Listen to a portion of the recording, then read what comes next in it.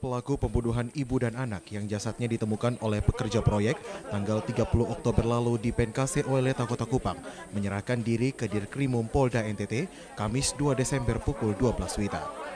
Terduga berinisial RB 30 tahun warga Kota Kupang yang diketahui merupakan mantan pacar korban Asri Manafe sekaligus ayah biologi dari jenazah anaknya Lael yang ditemukan meninggal.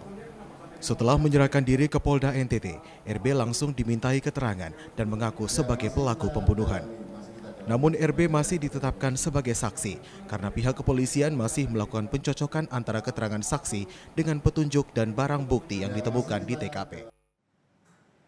Baik pemirsa, selamat malam. Kembali kita di Hotman Paris Show dan malam hari ini pemirsa tentunya kasus yang sedang viral kembali di Netizen Plus 62 dan banyak sekali diperbincangkan pro dan kontra seminggu terakhir ini adalah mengenai pembunuhan anak dan ibu yang terjadi di daerah NTT.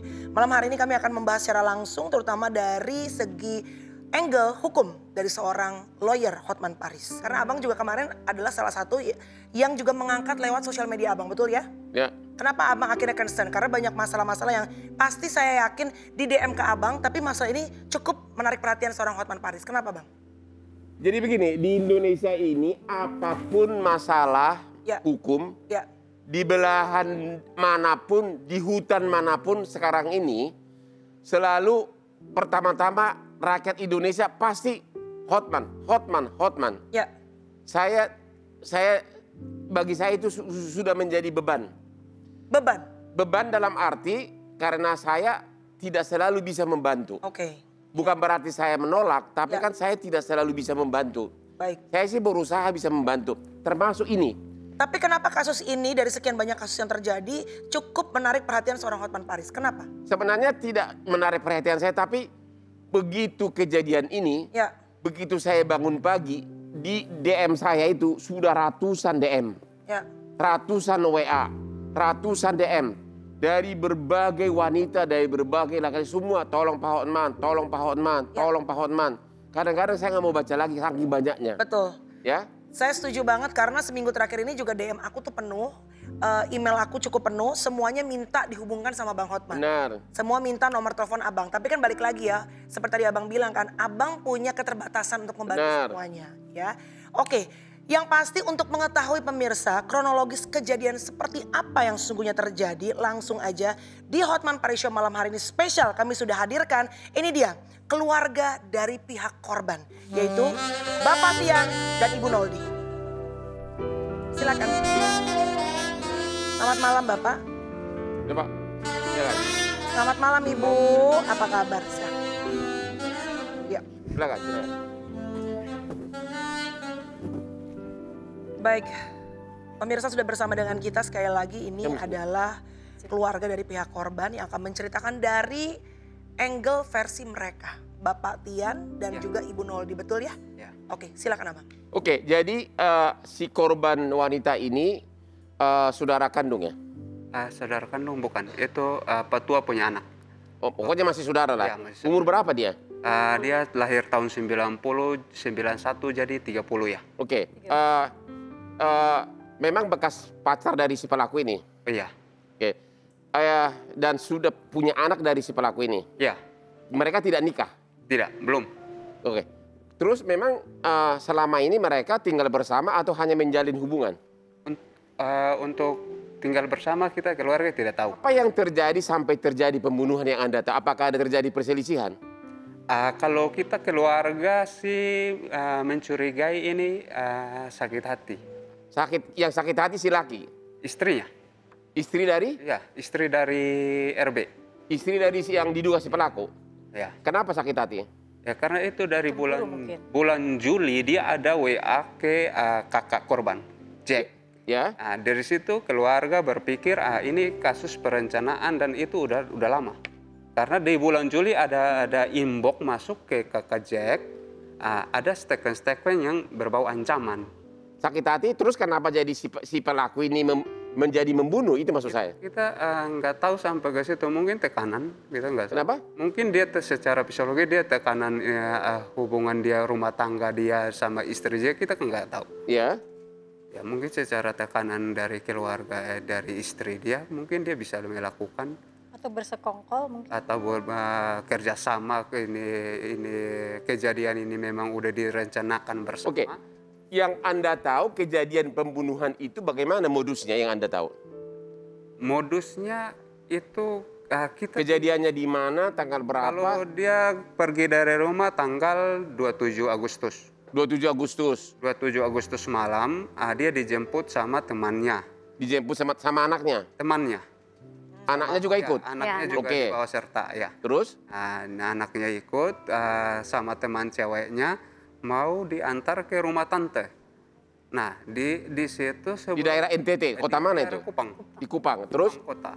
Oke. Jadi dari rumah berjarak ya 5 sampai 6 kilo lah. Oke. Nah, di situ sebelum sampai ke rumah tante, dia mampir dulu di kos teman yang satu lagi. Mampir di tempat kos. Oh, terus? Si temannya bernama Bayu ini. Oke, terus? Nah di situ di kos Bayu Dijemput. Bayu mungkin pergi belanja lah ke warung lah, namanya tamu datang. Meninggalkan almarhum di situ? Ya, di situ sama si yang jemputnya tadi, si temannya Arca ini. Nah di situ ada telepon, kata si Arca, telepon masuk. Selagi di tempat kos ini ada telepon masuk? Ada telepon masuk. Terus? Itu dia keluar bilang tunggu sebentar, saya ketemu dulu, nanti saya balik lagi. Oh, ada orang telepon? Ya, ada orang telepon. Terus dia keluar? Nah dia keluar bawa anaknya, pergi ketemu. Oke. Nah, dari situ nggak balik-balik. Ada orang jemput gitu? Iya, ada orang jemput. Nggak tahu siapa yang jemput? Nggak tahu siapa yang jemput. Nah, terus? Ya udah nggak balik-balik. Nah, ini habis diteleponin sama teman yang di kos itu juga sama yang jemput. Sejak itu hilang sudah? Itu masih ada sempat komunikasi Bang Hotman. Oke. Nah, tapi dia keluar statement, nanti saya pulang baru saya cerita. Nanti saya pulang baru saya cerita? Iya. Terus? Nah, habis itu udah, mulai dari situ nggak bisa dihubungin lagi nomor. Akhirnya? Terus kontak, akhirnya besoknya udah keluarga pertanyakan lagi ke teman-teman itu, dia juga pada nyari kemana-mana udah nggak tahu. Sampai berhari-hari hilang? Sampai berbulan. Oh, berbulan-bulan hilang? 27 Agustus hilang. Ketemunya di akhir Oktober. 30 Oktober. Bang Tian, maaf. Ya. Apakah pihak keluarga pada saat itu melaporkan ke polisi dan juga melakukan pencarian nggak secara intensif? Kalau kita pencarian ada, tapi untuk ke kerabat dan keluarga. Teman-teman terdekat lah ya? Teman terdekat. Karena Bapak Besar juga berpikir bahwa dia juga mau tes PNS, dia butuh satu ketenangan. Iya. Mungkin kita nggak mau ganggu dia, dan di keluarga Bapak Besar juga tahu ya, mungkin dia pergi sama si RB, Randi ini, Randi lah. Randi ini. Akhirnya mana duluan ditemukan tengkoraknya, mayatnya, atau duluan ngaku datang si cowok ini? Dia ketemu duluan ini. Mayatnya. Tengkorak mayatnya? Itu di tempat galian pipa proyek. Jadi ditemukan duluan mayatnya? Ya. Akhir Oktober, taruhlah tanggal 1 November. Ditemukan duluan sama anaknya? Ya, sama anaknya. Oke. Nah, di situ proses kita kakak ini pergi kan kita ketahuan dari media sosial. Teman SMA-nya telepon ke Bapak Besar. Coba dilihat deh di ini media sosial ada penemuan ibu dan anak. Nah, coba dicek. Nah, besoknya dicek ke ini Rumah Sakit Bayangkara. Secara physically ada dikenal kaki sama sebagian lah masih bisa dikenal. Nah, dari rumah sakit arahin ke polsek yang wilayah penanganan kasus ini. Itu dia dilihat baju-baju yang dipakai. Akhirnya diketahui lah bahwa mengarah ke sana. Jadi dari baju pakaian kakak sama bapak ini udah tahu, oh ini sama. Akhirnya kemudian sampai si RB ini datang menyerahkan diri, kenapa? Nah, kita kan tunggu DNA apa semua dari Mabes Polri untuk tahu pasti secara hukum ini Astri dan Lael. Nah, selama 20 hari, 2 minggu, tanggal 5 sampai tanggal 24 sekian. Nah, setelah itu diserahin jenazah Bang Hotman, terus kita pemakaman, besoknya kita gencet lagi ke polsek untuk sifat penanganan kasus. Ya, saya tahu. Maksud saya sampai si laki ini yang diduga pelaku itu datang menyerahkan diri, kenapa? Kenapa sampai dia datang menyerahkan diri? Ada kejadian apa sampai ada dia kejadian menyerahkan apa diri? gitu loh? Kita nggak tahu kejadian apa, tapi dia datang dengan ke ini Polda untuk mengakui bahwa Inisiatif dia yang melakukan. Apakah karena masyarakat curiga atau apa? Ya mungkin dari ini viralnya netizen kita kan nggak tahu. Tapi dia itu cuman datang dan mengakui dia melakukan. Oke, jadi akhirnya pertanyaan kedua, kenapa sekarang ini timbul nyinyiran masyarakat? Katanya kenapa dia dituduh hanya pasal 338 seolah-olah bukan pembunuhan berencana. Oh iya, pasti. Itu kenapa ya? Semua masyarakat sekarang itu yang datang, hampir semua yang datang ke saya itu, DM saya itu katanya protes harusnya pasal 340 pembunuhan berencana, bukan pasal 338 KUH pidana. Yaitu bukan pembunuhan biasa gitu loh. Kenapa itu? Kenapa? Karena awalnya dia jemput. Udah pasti ada proses penjemputan. Ya, berarti ada perencanaan gitu. Perencanaan. Terus statementnya itu bulan.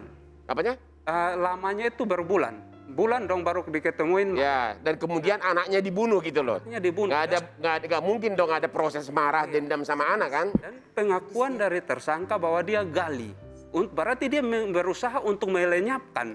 Dan di sini harus ditekankan, dia berusaha melenyapkan barang bukti. Jadi Anda mengatakan bahwa harusnya Polda NTT menerapkan pasal 340 KUH pidana begitu? Iya. Itu pantas. Bang Tian, mohon maaf, Putra ya? Putra yang menjadi korban juga, ya, Putra ya? Usianya berapa Bang? Dia kejadian dia 10 bulan karena tanggal 21 Oktober dia ulang tahun. 10 bulan? Ya, berangkat dari Agustus. 27 Agustus, Oktober tanggal 21 itu mau rayain ulang tahun. Jadi masih baby dong? Iya. Artinya tidak ada alasan pembunuhan spontan terhadap si anak ini. Kalau pembunuhan, berarti kan memang ada dugaan pembunuhan berencana. Karena kalau pembunuhan karena marah spontan, yang bukan berencana kan. Kalau sama anak kan tidak ada unsur dendam. Berarti kan memang sudah direncanakan, ya kan, terhadap anak, ya kan? 338 itu kan artinya pembunuhan karena marah tiba-tiba. Respon yang secara spontan ya, Spontan. Kalau terhadap anak apa salahnya? Nggak ada unsur secara spontan gitu kan? Berarti memang sudah direncanakan gitu loh. Sampai si anak kecil pun dibunuh gitu kan?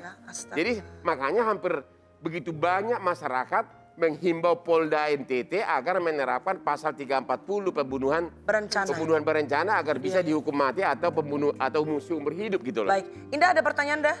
Ya tadi seperti saya bilang, seperti Bang Hotman bilang, kenapa anak yang tidak berdosa ikut dibunuh kayak gitu kan? Kalau tidak untuk menghilangkan identitas. Ya Bang, mungkin ada tekanan dari istrinya tadi yang bukan kalau tidak dibunuh bakal ada saksi. Bakal ada saksi. Anak bayi nggak bisa bersaksi, Bang. Enggak dong, kalau 9 bulan masih bisa tahu. Kalau 90 udah bisa ngomong kan? Dia baru belajar ngomong. Ya kalau dia bilang itu. Tapi ngelihat sih udah, tapi kalau ngomong belum ya. Belum. Tapi mungkin ya nggak tahu, ini kan lagi-lagi praduga ya Bang. Kalau sampai anak 9 bulan pun dihabisin, praduganya adalah yaitu tidak mau ada jejak ataupun sama sekali ya. Tapi lagi-lagi itu masih praduga ya Bang ya dari kita ya. Oke, pemirsa nih betul-betul sesuatu yang menjadi perhatian masyarakat begitu luar biasa karena mungkin tadi ya kejadian bukan hanya menimpa ibunya tapi juga anak gak berdosa. Anak bayi Bang 9 bulan gak ngerti masalah, gak tahu apapun juga ikut menjadi korban. Seperti apa lagi pembahasan kami, jangan kemana-mana, tetap di Hotman Paris Show. Jangan kemana-mana, tetap di Hotman Paris Show.